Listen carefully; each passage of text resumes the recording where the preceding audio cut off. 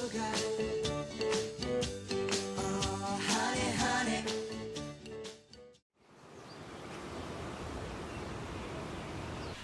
So these frames are natural comb the bees have built.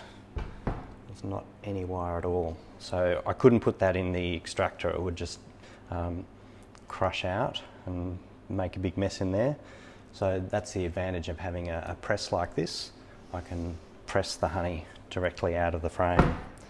So this is very old school, just literally going to cut it out.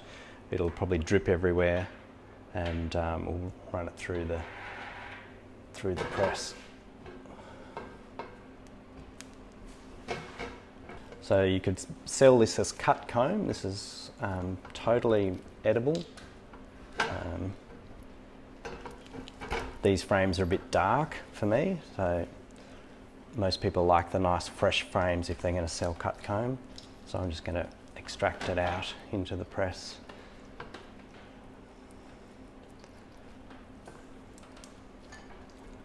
There we go, look at that.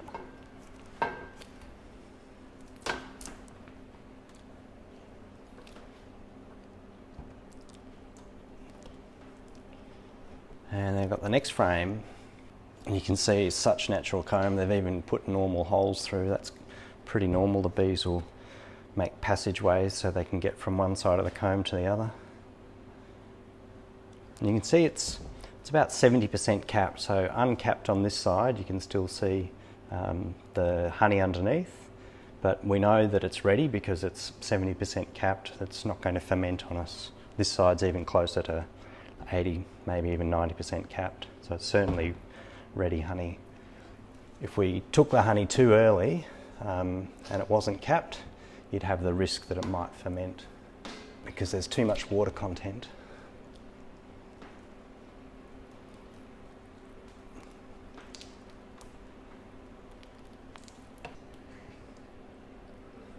Whoa. Let's see what happens as it breaks. There we go. Bit of weight in each of those pieces, probably at least 1 kilo. All the wax and the honey.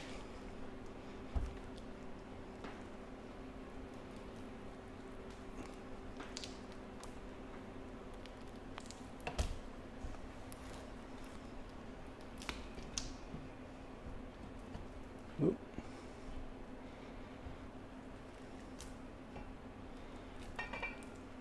Lovely.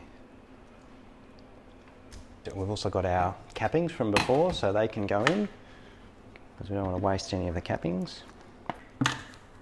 And then with the press, it's pretty straightforward. I really enjoy the way this will come out. As we squeeze the handle, it's all sort of oozes out from inside.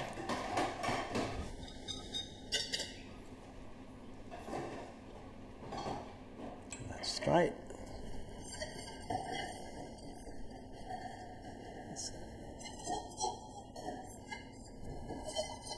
It's made contact now, and as I push it down, you'll see all of the honey's going to come squeezing out nicely. Here we go, look at that beautiful colour. Fantastic. It's like a flood of honey. When you think about 2 frames worth of honey, that could be 5 kilos that comes out of here.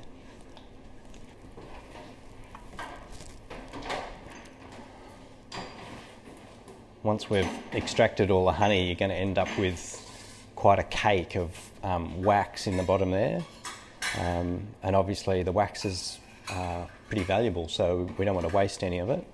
The wax will be rendered down and used in hand creams or candles or cosmetic skincare, waterproofing agents, lubrication, furniture polishers, leather conditioners. It's a pretty versatile product, beeswax. So I certainly don't want to waste any.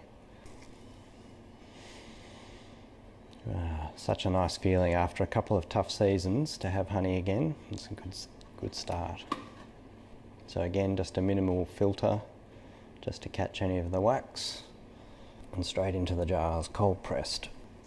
So this honey will taste different to the one out of the extractor because most of it's from Bundoora, whereas the extractor was Brunswick. And it's amazing the difference in even a few suburbs on the other side of Melbourne. The honey will taste different as the bees get to a different flower. If you didn't have the big press like I've got, you could use just a kitchen sieve and a potato masher. There's certainly no problem with that.